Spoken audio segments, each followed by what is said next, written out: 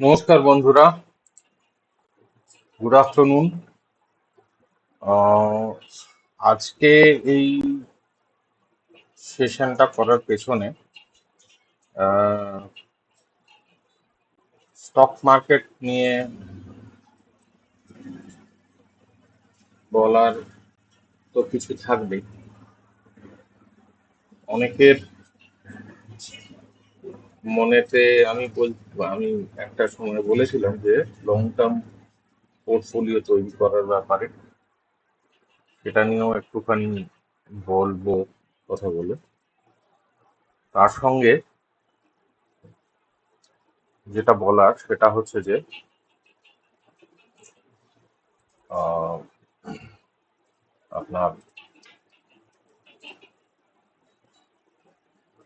এই সিচুয়েশনে gold, basically আমি তিন চারটে ম্যাটার নিয়ে একটুখানি কথা বলবো আজকে। একটা হচ্ছে যে আপনার গোল্ড, সিলভার, কারেন্সি, এবং তার সঙ্গে কিছুটা ইকুইটি। এই হচ্ছে আলোচ্য বিষয় অন্তত। এবারে চলে আসি, ফার্স্ট আমি বলি যে কারেন্সির ব্যাপার, কারণ প্রত্যেকটা কোরিলেটেড। তো আমি বিগত এক সপ্তাহ, দেড় সপ্তাহ আগে, एक हफ्ते डेढ़ हफ्ते पहले मैंने एक बात बोला था कि यूएसडी आईएनआर माने मतलब है कि हमारा इंडियन रूपी जरूर डिप्रिशिएट करेगा। तो इंडियन रूपी अगर डिप्रिशिएट करता है तो उसका रिपल इफेक्ट क्या आएगा, चाहे तो हमारे इक्विटी में, चाहे गोल्ड में, चाहे सिल्वर में, सभी में। और हम लोग ये करेंसी डिप्रिशिएट होने के बावजूद कैसे खुद को प्रोटेक्ट कर सकते हैं, उसके लिए कुछ बात करना है। अब देखिए, मेरे हिसाब से एक तो सीधी सी बात है, इट्स नॉट जोक। अगर कोई चाहता है कि इस दौरान वो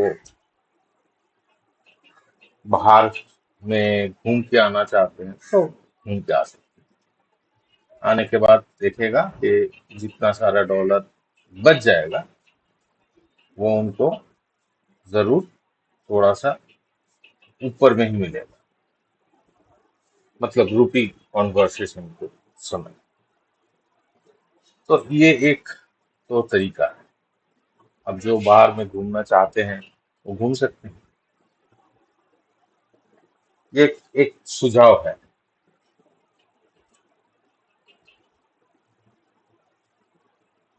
যারা যারা বাইরে যেতে চান তারা তারা বাইরে থেকে ঘুরে আসতে পারেন, বিদেশ থেকে, নট দীপুদা, মানে দীঘা, পুরী, আহ, দার্জিলিং নয়। और एक बात कहना है कि रुपी कितना तक डिप्रिशिएट कर सकता है। रुपी, मैंने बताया था कि $100 $100 तक आपका रुपी जा सकता है। और एक दो महीने के अंदर आप देख पाएंगे कि रुपी $100 तक पहुंच जाएगा। मेरे हिसाब से जितना टेक्निकली बोलिए समझ में आता है। अभी तो आज का कल का क्लोजिंग था 91.75। मेरे हिसाब से एक दो महीने के अंदर ही आपका रुपी $100 तक पहुंच जाएगा। अब रुपी अगर $100 तक पहुंच जाएगा तो इन्फ्लेशन, और भी इन्फ्लेशन में धक्का लगेगा। ये तो जरूर है, ये तो इफेक्ट तो आएगा ही आएगा। अब इसको कैसे हम लोग बाईपास करके हमारा इन्वेस्टमेंट को रख सकते हैं। एक तो है गोल्ड। अगर इन्फ्लेशन बढ़ता है तो हम लोग सोचते हैं कि गोल्ड में इन्वेस्टमेंट कर दो। दूसरा है गोल्ड और सिल्वर, मतलब बुलियंस।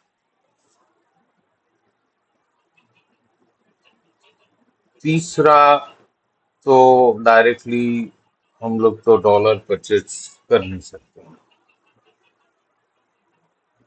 तो कैसे हम लोग खुद को प्रोटेक्ट करेंगे? अगर रूपी $100 तक पहुंच जाता है तो मेरे हिसाब से अभी की सिचुएशन में, अब मैं आता हूँ गोल्ड में। Gold is not investment purpose at this position. Gold आपका इन्वेस्टमेंट पे होना नहीं चाहिए। गोल्ड का वैल्यूएशन ऑलमोस्ट हो चुका है। मतलब आप अगर ये सोचते हैं कि 1,60,62,000 में आप गोल्ड में एंट्री लेंगे और आपका रुपी डिप्रिशिएट करेगा, इन्फ्लेशन बढ़ेगा, तो आपको वहां से कुछ मिल सकता है, मगर नहीं मिलेगा। गोल्ड जरूर यहाँ से आपका गोल्ड का प्राइस गिरने वाला है। मैंने बहुत पहले भी बोला था कि गोल्ड आपका 1,20,000 के करीब आने का कोशिश करेगा। एक दिन में नहीं, टाइम लगेगा थोड़ा सा, मगर देखिएगा गोल्ड आपका 1,20,000 तक आ जाएगा। जो मतलब 1,20,000 मैं एकदम छोटा मैं टारगेट दे रहा हूँ। मेरा एक्चुअल टारगेट है आपका 1,00,000 से भी नीचे का। तो ये है, जो जो लोग सोचते हैं कि गोल्ड में अभी लिक्विड गोल्ड हो या फिर आप गोल्ड कॉइन हो, जिस तरीके से भी आप लोग सोचना चाहते हैं कि इस तरीके से हम गोल्ड को परचेज करके रखेंगे, मेरे हिसाब से ये एंट्री लेवल नहीं है। মোদ্দা কথা যে এটা এন্ট্রি লেভেল নয় গোল্ডের জন্য। 1,20,000 থেকে 1,10,000 এটা একটা এন্ট্রি লেভেল হতে পারে। আর বেস্ট এন্ট্রি লেভেল হবে হচ্ছে আপনার অলমোস্ট 95,000, 1,00,000-এর নিচে।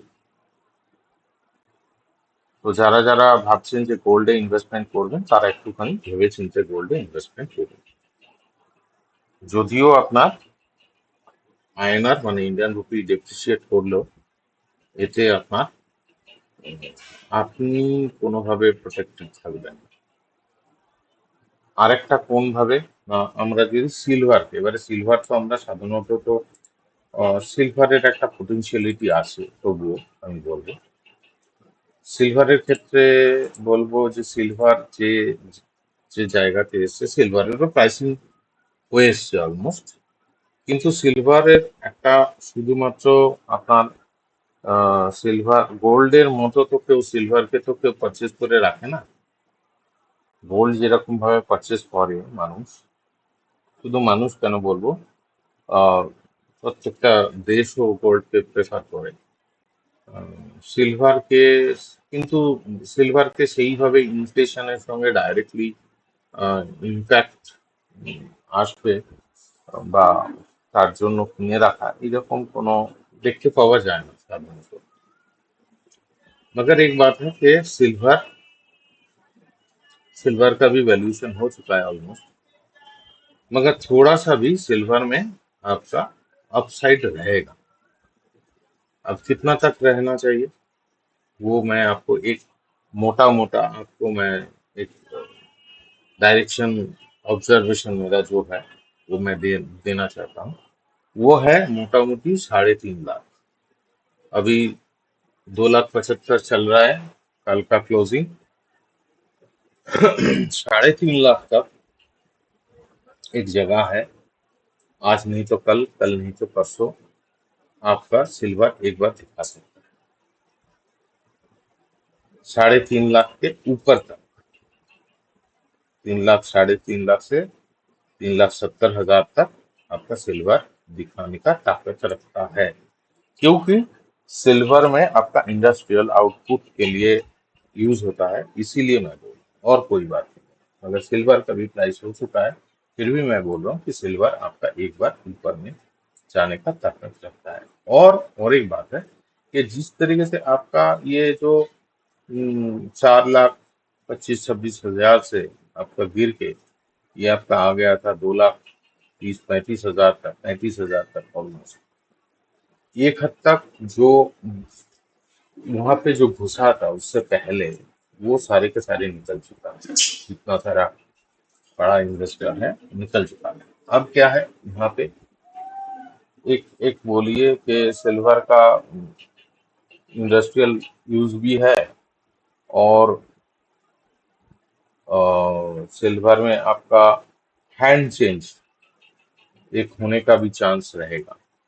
मतलब आपको वहां पे ट्रैक करने के लिए सिल्वर को ऊपर में लेके जाएगा।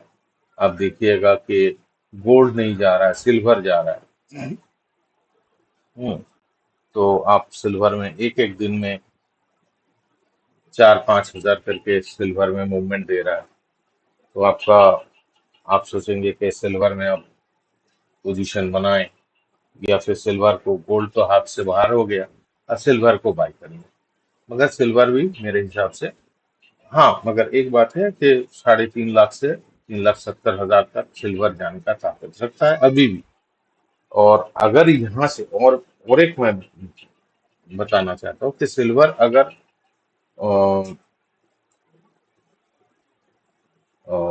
सिल्वर का एंट्री लेवल क्या होगा, सिल्वर का एंट्री लेवल होगा मोटा मोटी आपका, मैंने पहले भी बोला था, 2 लाख से 2,05,000। ये है शॉर्ट टर्म, मतलब शॉर्ट टर्म नहीं, मतलब ये आने के बाद सिल्वर को आप लेने के सोच सकते हैं, उससे पहले तक नहीं। और एक्चुअली आपका, अगर आपको एंट्री सिल्वर में लेना चाहिए, तो मैं कहूंगा कि 2 लाख से भी नीचे, 190 तक आने का कोशिश तो करेगा। मतलब गोल्ड और सिल्वर आपके हाथ के बाहर है। गोल्ड को अभी परचेज करना नहीं चाहिए। जो प्राइस चल रहा है, जो भी लोग सोच रहे हैं कि गोल्ड में, गोल्ड ईटीएफ हो, या फिर गोल्ड, लिक्विड गोल्ड हो, पेपर गोल्ड हो, गोल्ड बॉन्ड हो, जो भी हो, मेरे हिसाब से यहाँ पे आपका मिडिल ईस्ट में आपका कॉन्फ्लिक्ट चल रहा है, तब भी मैं बोल रहा हूँ कि गोल्ड का प्राइसिंग मोटा मोटी हो चुका है। हाँ, तो if Indian rupee is depreciated strongly, तो हम लोग कैसे खुद को, और कौन सा तरीका है कि हम लोग खुद को सेफ कर पाए थोड़ा बहुत। इक्विटी में आपका थोड़ा सा ध्यान लेना चाहते हो आप। देखिए, INR, if INR depreciated,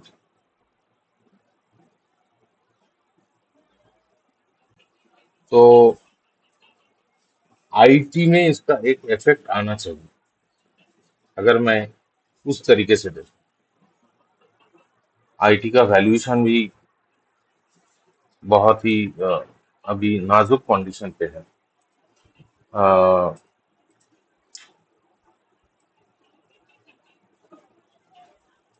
almost आपका 30,000 तक पहुंच चुका है। अब यहाँ से लेना ठीक है या नहीं है, वो आप खुद को, आप खुद स्टडी कीजिए। मेरे हिसाब से खुद को स्टडी करना बहुत जरूरी है। अ, बहुत बेहतर होगा अगर अ,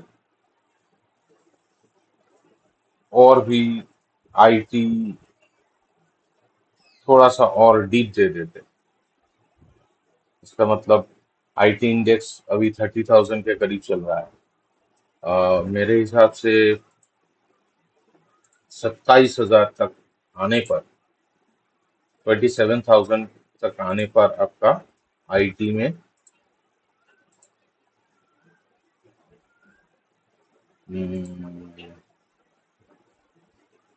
आईटी में आपका बहुत अच्छा एंट्री लेवल मिल जाएगा।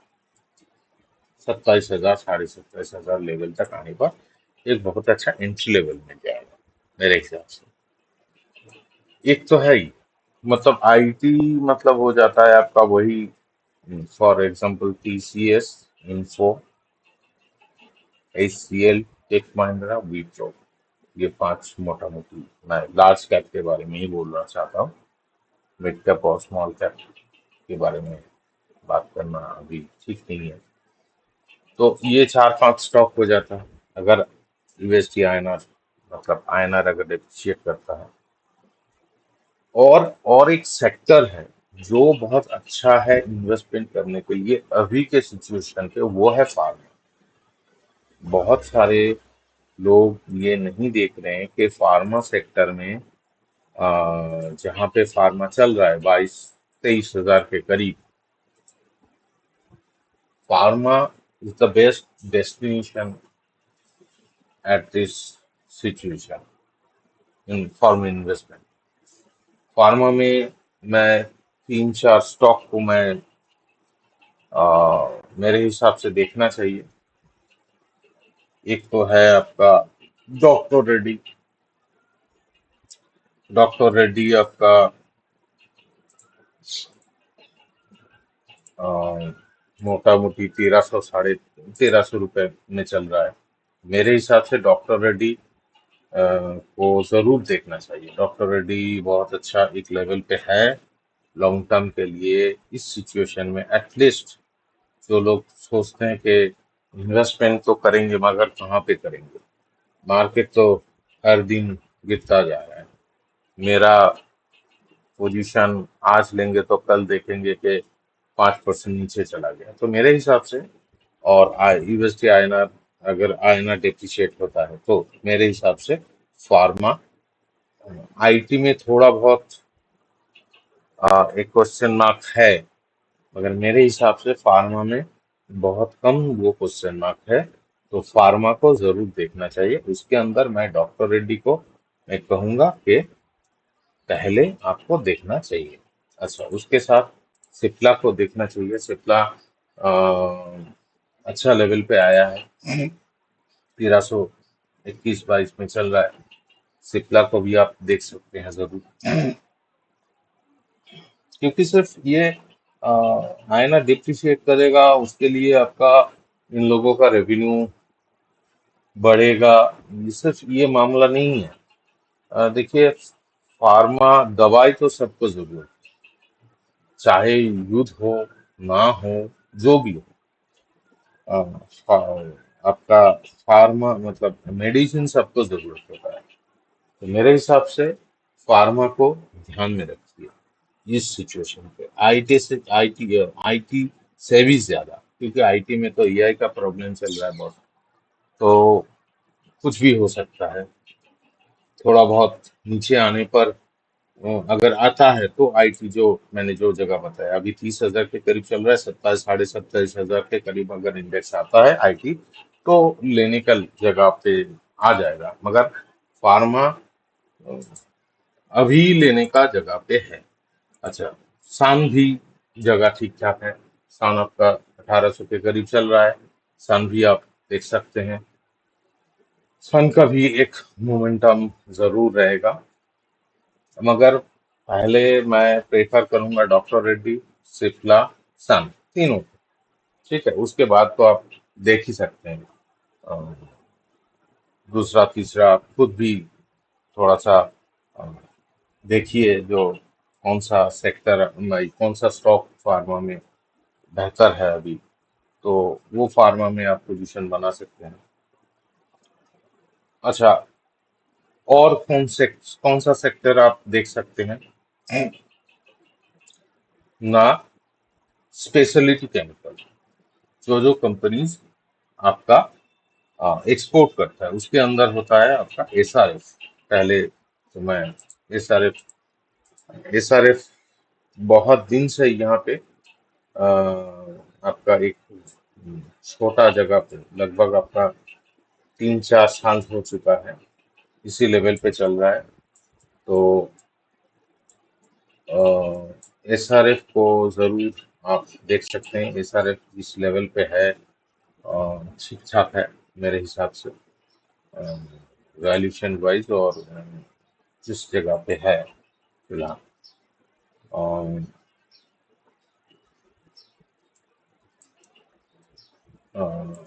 एसआरएफ हो गया। अच्छा, और एक है आरती इंडस्ट्रीज। आरती इंडस्ट्रीज आप अ, देख सकते हैं, 420 के करीब चल रहा है, बहुत अच्छा करेक्शन भी दिया है। तो लगभग आपका 1100-1200 तक गया था, तो वहां से आप आरती इंडस्ट्रीज को भी आ, देख सकते हैं। और उसके साथ आपका अ, दीपक नाइट्रेट, दीपक नाइट्रेट, ये तीन स्टॉक को आप, दीपक नाइट्रेट 1500 के करीब चल रहा है, तो दीपक नाइट्रेट को आप इन्वेस्टमेंट के लिए अभी के इस सिचुएशन पे आप देख सकते हैं। अच्छा है, अच्छा लग रहा है, टेक्निकली ठीक ठाक जगह पे है, करेक्शन बहुत अच्छा दिया है। दीपक नाइट्रेट को भी आप इन्वेस्टमेंट के तौर पे आप देख सकते हैं। अच्छा, और कौन सा सेक्टर है जिसमें आप अ, आपका मेरे हिसाब से अच्छा होना चाहिए, वो है टेक्सटाइल। टेक्सटाइल में आपका अ, दो स्टॉक मैं बता रहा हूँ। एक तो है वर्धमान अ, वर्धमान टेक्सटाइल,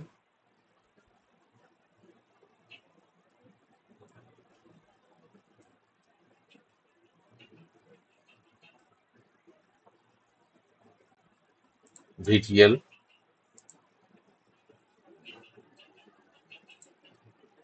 देखिए, इस सिचुएशन पे भी वर्धमान टेक्सटाइल 540 के करीब चल रहा है, और लगभग आपका ऑल टाइम हाई के करीब चल रहा है। तो और जिस तरीके से कंसोलिडेटेड चार्ट है, तो मेरे हिसाब से वर्धमान टेक्सटाइल बहुत अच्छा होएगा अ, आगे में जाके। तो मेरे हिसाब से ये वर्धमान टेक्सटाइल को आप देख सकते हैं। अच्छा, और कौन सा है? और है आपका आ,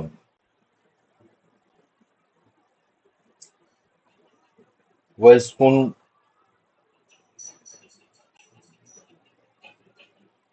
वेलस्पून लिविंग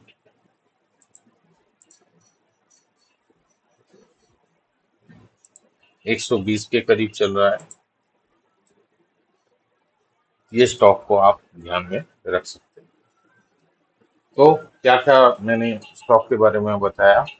अगर गोल्ड में तो इन्वेस्टमेंट करने का जगह नहीं है, मतलब जो जगह पे है गोल्ड, जो भी हो जाए गोल्ड में हाथ लगाना नहीं चाहिए। सिल्वर तो मैंने आपको बताया कि सिल्वर आपका 3.5 लाख से 3,70,000 तक जाने का ताकत अभी भी रखता है, वहां तक तो जगह है, मगर नीचे का भी जगह है। तो जो गोल्ड मतलब सिल्वर में थोड़ा सा रिस्क रिवॉर्ड थोड़ा सा आपका बीच का है, तो वो आपको खुद को देख के उसमें आपका आप बाय कर सकते हैं। 2,70,000 के करीब चल रहा है, तो अगर सिल्वर आपका मान के चलिए कि आप अगर पोजीशन बनाते हैं, तो वो आपको खुद को देख के अ, वो आपको लेना होगा। अच्छा, यूएसडी आईएनआर अगर मतलब आईएनआर अगर डेप्रिशिएट करता है तो अ, घूम सकते हैं बाहर में जाके। हाँ, फॉरेन टूर करके आ सकते हैं, क्योंकि दो एक दो महीने के अंदर अगर रुपी और भी डेप्रिशिएट कर जाता है तो आप तब अभी 92 में आपको $1 मिलेगा, तब आपको $100 देके एक मतलब रुपी देके $1 आपको मिलेगा। तो इसके लिए मेरा कहने का मतलब है कि आप घूम के आ सकते हैं। और नहीं तो आप ये जो जो मैंने स्टॉक बताया, जैसे कि आपका आईटी आईटी इंडस्ट्री को देख सकते हैं।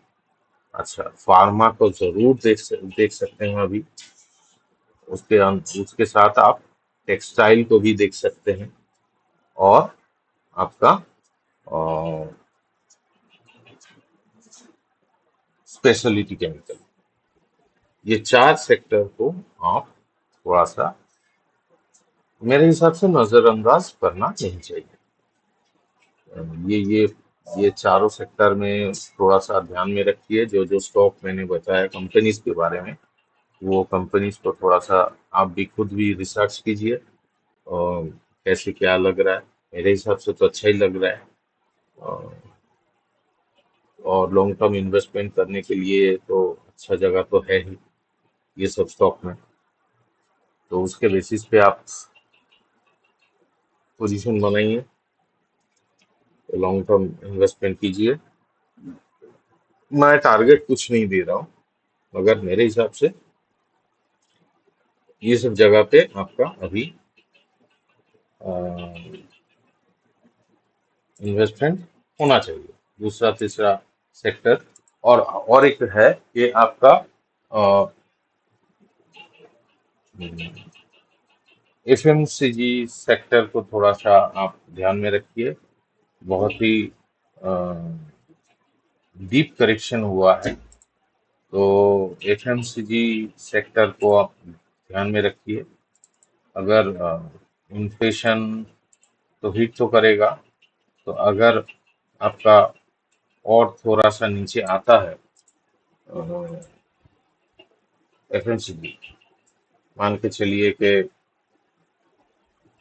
अभी तो 50,000 पे चल रहा है।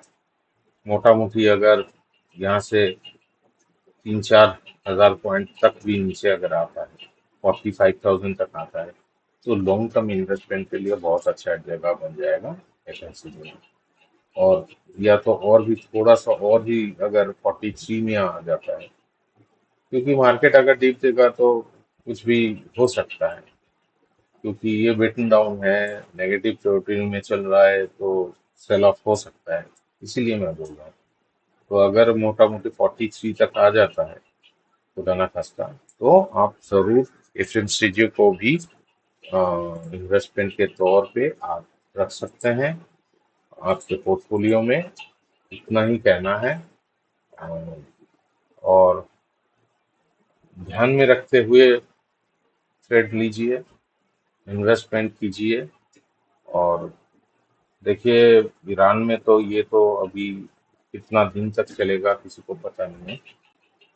धीरे धीरे आप देखिए कि न्यूज आना बंद हो रहा है। जैसे रशिया और यूक्रेन के साथ अभी न्यूज ज्यादा आता नहीं है ना, क्योंकि वो कंटिन्यूस चल रहा है। आप कौन जाके वहां पे रिपोर्टिंग करेगा।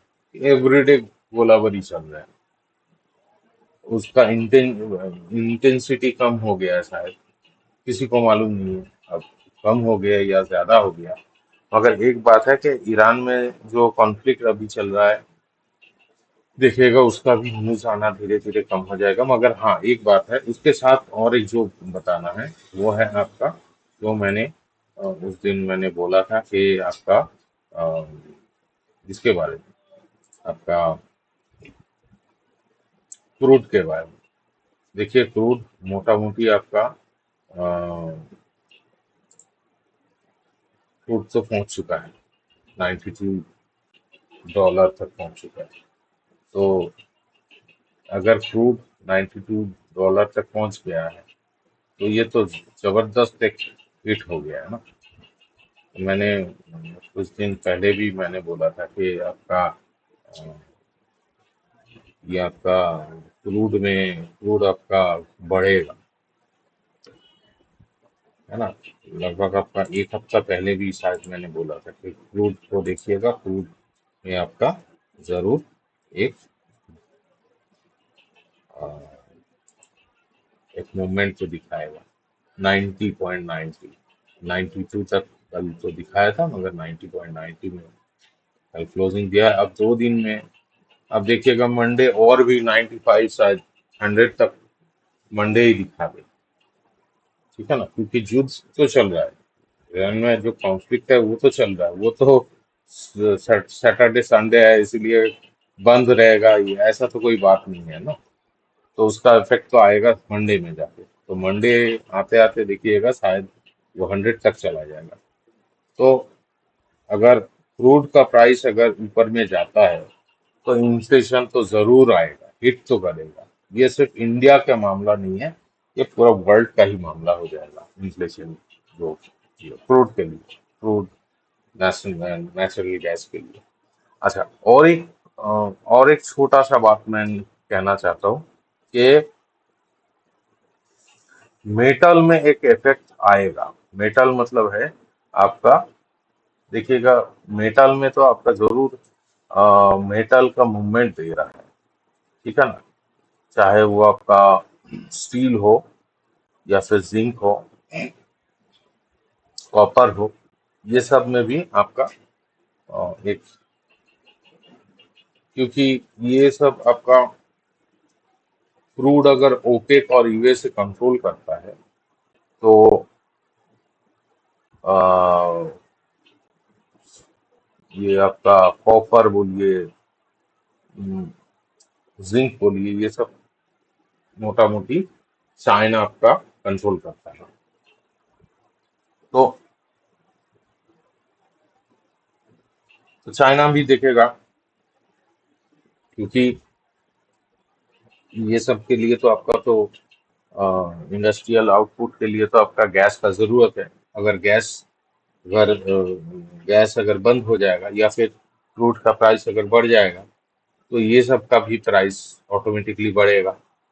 तो इसीलिए मैं मेरा एक मानना है कि ये जो कॉपर का प्राइस या फिर जिंक का प्राइस, एल्यूमिनियम का प्राइस, ये सब का प्राइस बढ़ेगा, तो मेटल सेक्टर में भी एक मोमेंटम अभी जारी रहेगा। तो जिसके पास है वो ठीक है, मतलब वो तो उसके उसके लिए ठीक है, ठीक है ना, क्योंकि प्राइस थोड़ा सा हाई में ही है।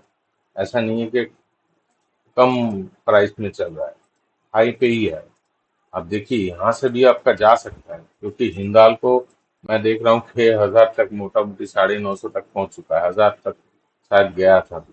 हाँ, 1,000 के ऊपर गया था। तो मेरा कहने का मतलब है कि आपका ये जो लेने का जगह है ये मोटा मोटी आपका एक हद तक पहुंच चुका है, इसीलिए तो और कुछ कहना नहीं है आज। सोच समझ के, और जो स्टॉक मैंने, जो सेक्टर मैंने कहा, और गोल्ड के बारे में, सिल्वर के बारे में, अ, थोड़ा सा ध्यान में रखते हुए आप जरूर ये कीजिए, पोर्टफोलियो बनाएंगे अभी। और थोड़ा सा चर्निंग करना भी बेहतर होगा, क्योंकि जो सेक्टर अभी चलेगा वो सेक्टर के बारे में मैंने, मेरा जो ऑब्जर्वेशन है उसके साथ मैंने बताया। अब आपका खुद का अंडरस्टैंडिंग और पढ़ाई, इससे ही आपको यहाँ से इस सिचुएशन में, वार सिचुएशन और करेंसी डेप्रिशिएशन, ये जो दोनों जो इफेक्ट का जो इफेक्ट आएगा, उसको बाईपास करके कैसे आप आपको खुद को प्रोटेक्ट कर पाएंगे, इसके बारे में ही कुछ मैं बोल रहा था। तो थैंक यू। नेक्स्ट डे फिर से अगर कुछ अपडेट रहेगा तो मैं जरूर वीडियो बनाऊंगा। Thank you.